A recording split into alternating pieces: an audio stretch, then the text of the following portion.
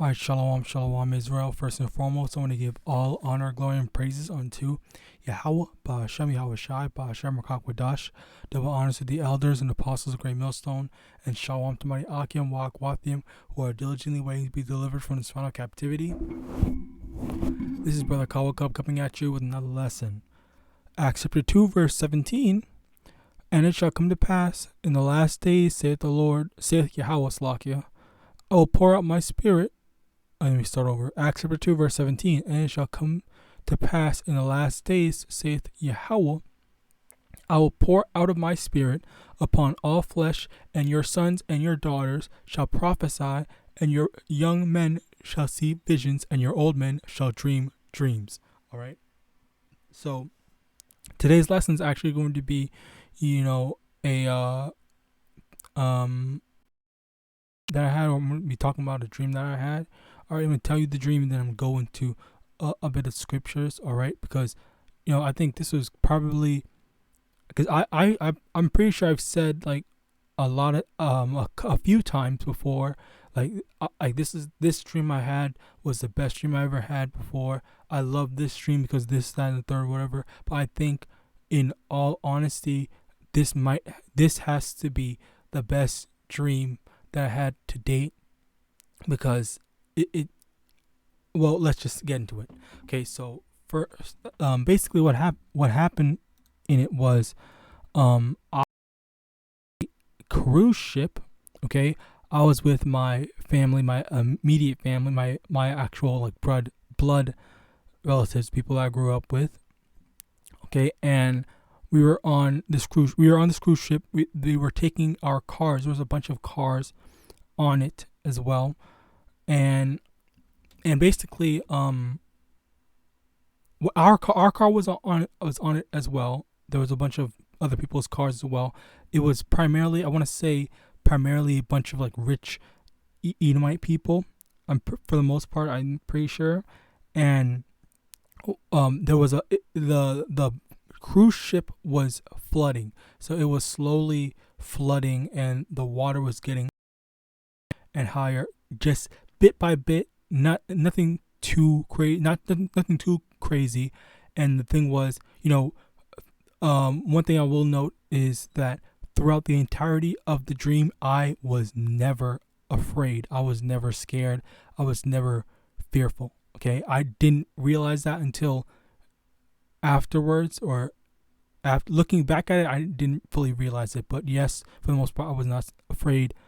And so as we were in the what's it called, as the thing was flooding, there was a second boat that was taking the cars off. So people were getting slacking, not people.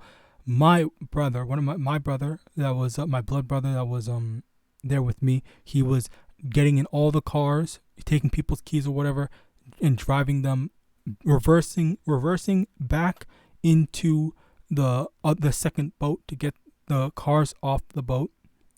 And he kept on doing it, and I was helping him.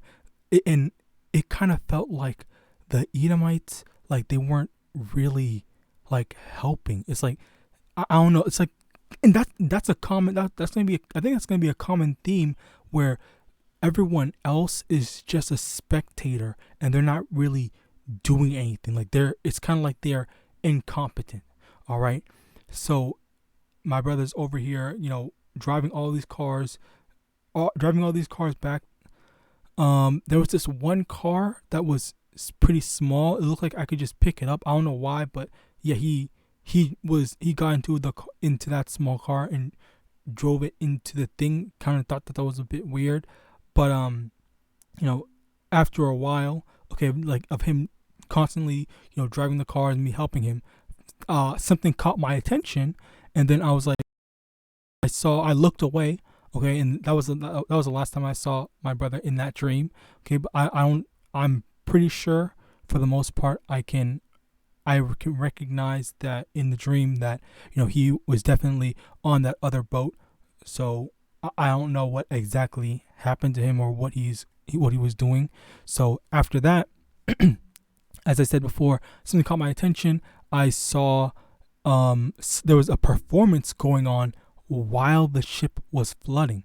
Okay, and basically it was it was a life of entertainment, jakes, I guess, if you want to call it that. Okay, so how life would be for jakes if they chose to go into the entertainment industry, Hollywood, famous actor, and all that crap. All right, or not necessarily, well, whatever. Yeah, you get it. Basically, it was very short for the most part.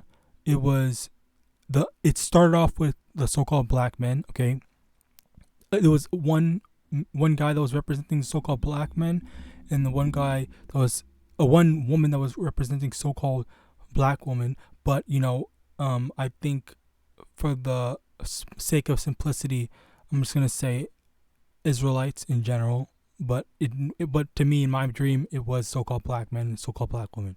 So it was the black men's thing when they go into the entertainment industry. Basically, there was no story. It was just gets shot to death. All right, so he basically died in like a few seconds. And I obviously, from hindsight, it's probably just like gang violence or cops or whatever. Okay, and then for the women, it's they have to go through this, they have to do this, that, and the third, blah blah blah. But then it showed like first place winning at the end. So so the so-called black woman can win at the end. All right, and I guess it's at the expense of it. That wasn't really necessarily shown, but we know that their victory comes at the expense of I guess for lack of a better term, sacrificing their identity as Israelites. Wanting to be Babylonians rather in a sinking ship. Funnily enough, rather than staying true to what they are. All right, now. Next, Slocky, I have this written down somewhere, so I'm reading it off the stuff. As this was happening, okay, as they were doing their whole show, okay, after they finished with the Slovakia, the first part of showing the two sides, and I saw it. All right, I think they were asking who wants to join, and it was so unbelievable to me. I guess in the dream, it was unbelievable to me in the dream because there was actually people that were, I think everybody was going up and saying, oh yes, I want to join. And I literally went around to tell the men, don't join, don't do it, because you are going to die. I literally was screaming at this one dude, don't go. Do you not just see that nigga died? It's literally right in your face. I was screaming that, and I'm pretty sure everyone heard me. And then the one dude that I screamed right in his face at, he literally just ignored me and went to go sign up. And he ignored me by not acknowledging, my presence, not acknowledging me as a person, not acknowledging me being in front of him, literally yelling at him. And then he just went to go sign up. And then I was like, and then I'm not gonna lie, I was a bit confused. I was like, why the fuck, why is he ignoring me? Like, why are these people being stupid? All right, I was gonna say something else, but I don't know if I can say that. And then looking back, it kind of seemed like the people were either zombies or just extremely dumb, which honestly, it's very realistic.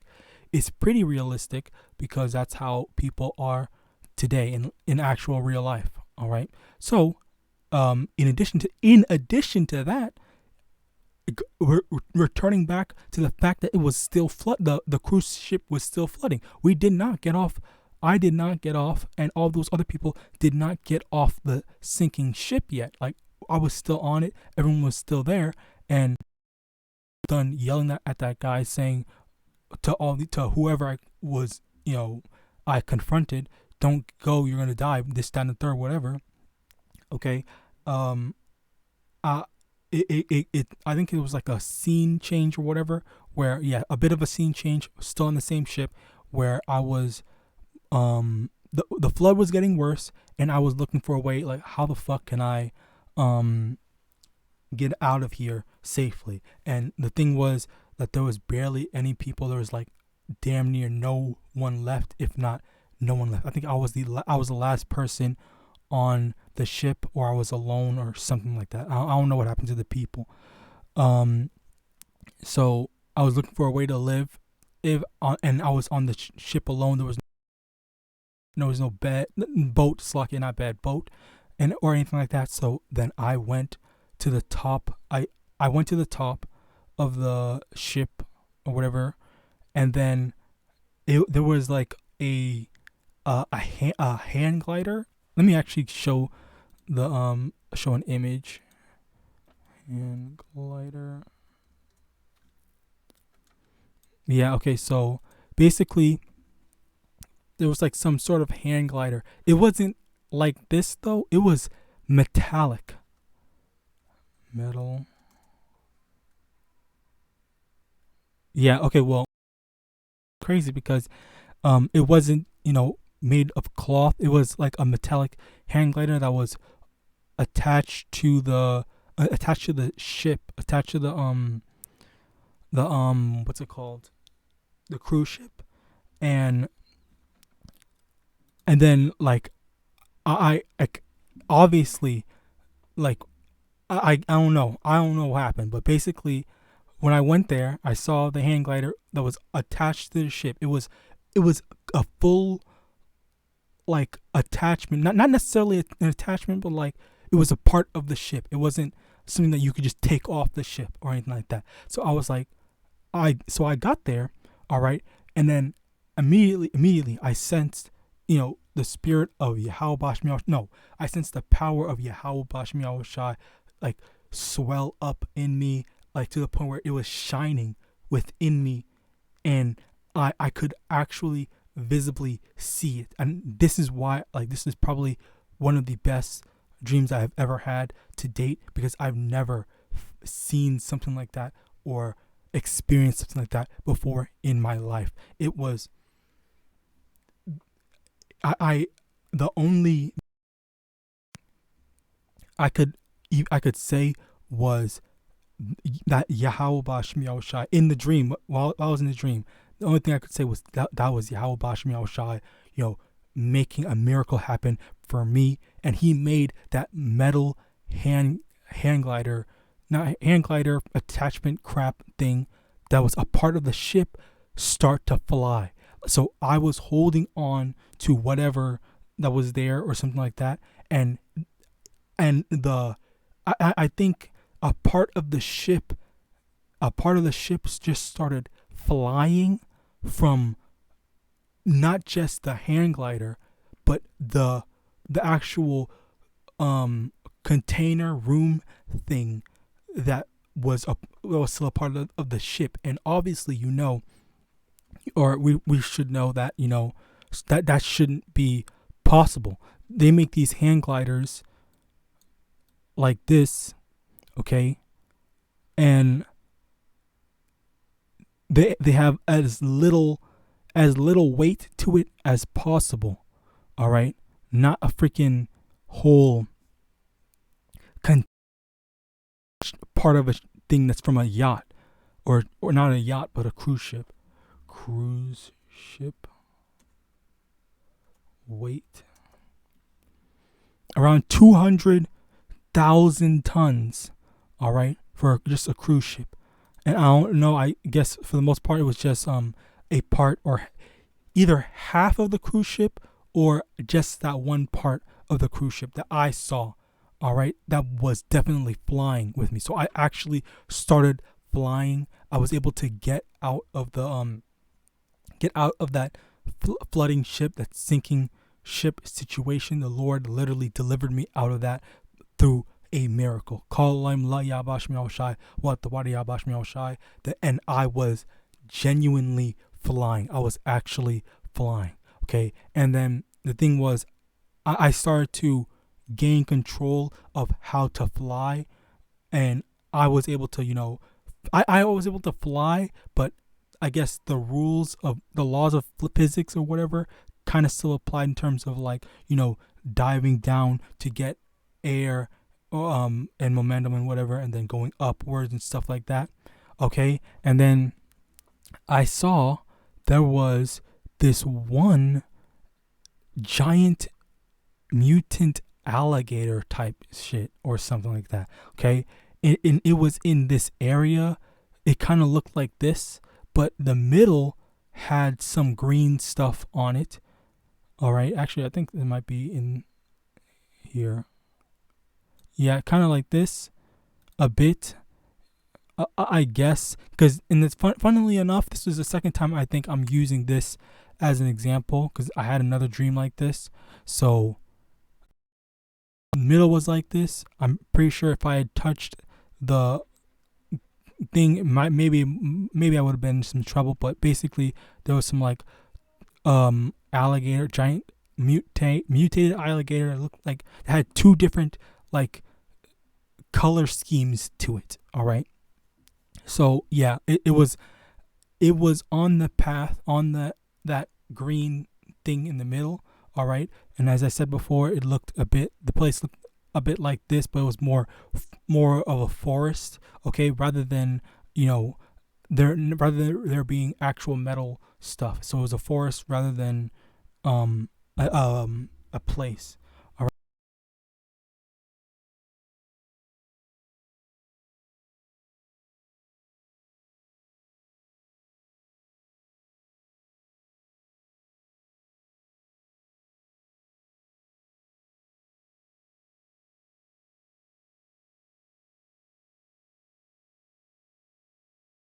To be good. I was good. Like the thing, I was gonna avoid it altogether, and everything was gonna be good. And then the freaking out of nowhere, that one mutated alligator thing disappeared, and then two more appeared on the right where I was turning to, and then I felt like I was in a bit of danger, but still I wasn't afraid. I wasn't scared or anything, because I was in a container, as I said previously. Even though it was a hang glider, I was still in a bit of a container or whatever. So if it did attack me or whatever, or try to bite at me, then it would go for the cruise ship lower parts first. So yeah, that's basically it. I woke up after that, and I just thought like that it was I don't know. Just it just like it kind of felt like, maybe it has something to do with, Babylon being the sinking ship that it is, and even after I'm trying to, get people out, get my people out, trying to tell them, don't go for that life or whatever, I couldn't reach anyone, and it was time for me to go, even though I tried my best to get them out. But hey, oh well, what are you gonna do? It's the will of the Lord. All right, so let's get to these precepts. Job chapter 33, verse 14.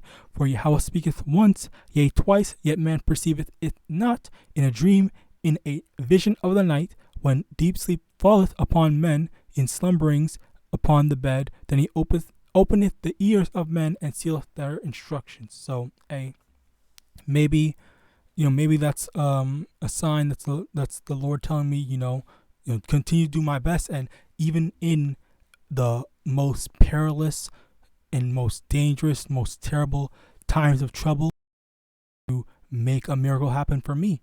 All right, Yahawadah, I pray I'm able to get, I'm going to be one of those hopeful elect to get the spiritual powers to be able to do stuff like that. Okay, and that's the thing. Like, it reminded me, Slakia, because I remember watching another brother's lesson where he did a lesson where he told a dream that he had, and the dream that he had, he was saying that, he was with two other brothers, all right, and he was in danger, all right, and he got these Edomites or whatever chasing after them, and then when they caught up to them, all right, the Lord blessed him with spiritual power to the point where the brother was able to kill them immediately, all right, like he neutralized that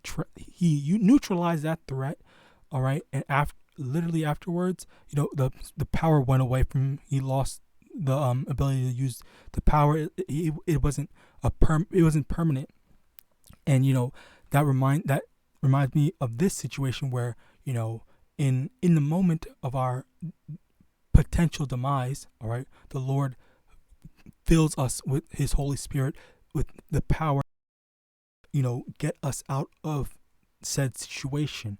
And then, because the thing was, I was thinking when I heard that lesson the first time, I thought, if I had power, I would immediately abuse it and do all that I can to make things just easy for me. Like, I wouldn't have to worry about a thing anymore. And then, lo and behold, when I got power in this dream, I didn't abuse it. I couldn't, because I just thought, this is the purpose for it. I'm gonna do it. I'm gonna do it like this, and this is how things are gonna go. So, yeah, I just thought, that's just how the Lord works, yeah, there's no real like, going against the will of the Lord or trying to cheat the system and stuff like that, But yeah, I thought that was pretty funny, and also, it also goes to show just how the Lord guides us through our dreams and shows us, things through our dreams as well. All right, so 1 Corinthians chapter 12, verse 5, and there are differences in administrations, but the same Lord, and there are diversities of operations. Oops, did I click something? Nope. Diversities of operations, but is the same power which worketh all in all, but the manifestations of the Spirit is given to every man to profit withal. For to one is given by the Spirit of the word of wisdom, to another the word of knowledge by the same Spirit, to another faith by the same Spirit, to another the gifts of healing by the same Spirit, to another the working of miracles, to another prophecy, to another discerning of spirits, to another diverse kinds of tongues, to another the interpretation of tongues. And this is another thing. We never know just our full. There might be some brothers that aren't as good at teaching, all right, or they are, and I'm not saying this, to be, kind of lazy or anything like that, but I'm just saying in the sense of, like, yeah, maybe some brothers are set up to work in another area, and maybe in this context, maybe it's a certain brother's lot that they will have the power to be able to do certain things to help other brothers out, okay? Because we are, verse 12, for as the body is one and hath many members, and all the members of that one body, being many, are one body, so also is Hamashiach.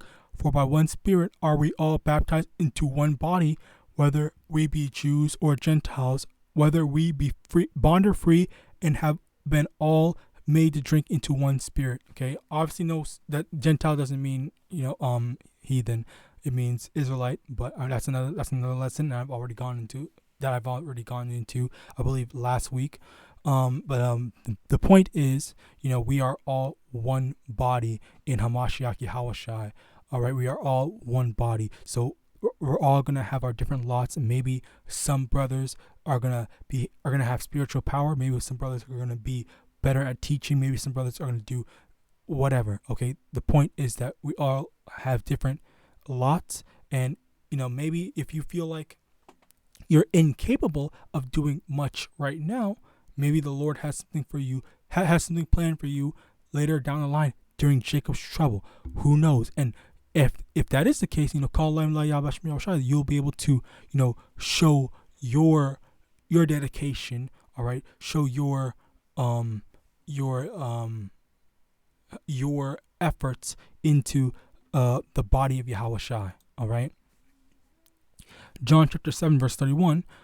And many of the people believed on him and said, when Hamashiach cometh, will he do more miracles than these which this man hath done? Wait, what? Wrong one, Slakia.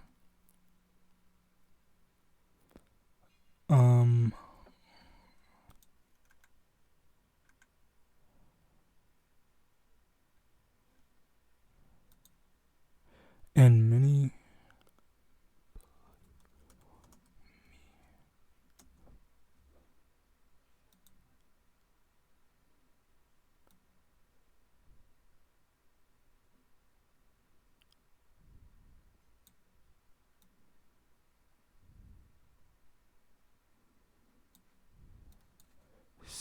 Slakia, bear with me.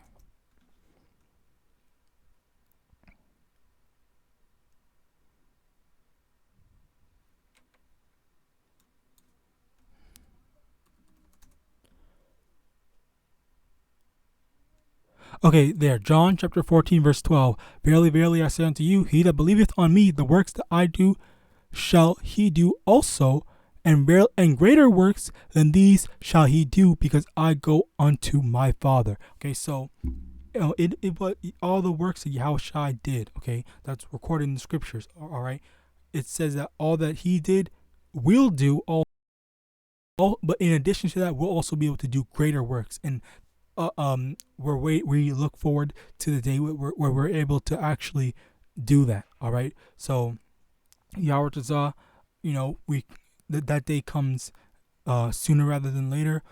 I pray that this lesson was edifying, as well as a faith booster. For anyone who is scared, you shouldn't be scared. All right, we're not supposed to. Only fear not. Let me get that. As a matter of fact, fear not. One.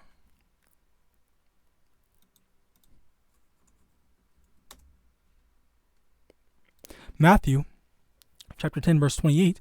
And fear not them which kill the body, Esau, but are not able to kill the soul, Esau again, but rather fear him which is able to destroy both soul and body in hell. So Yahawadah is able to destroy both our bodies and our soul. So we need to fear him above all else, because in addition to that, he's the only one that can protect us. All right. So the Yahawadah was not afraid all throughout that dream. It was not a nightmare for me. No matter how dangerous things got, the Lord was able to deliver.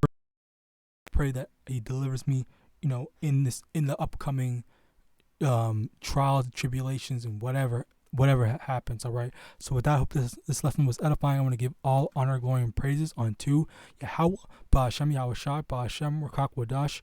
Double honors to the elders and apostles, great millstone. Shalom.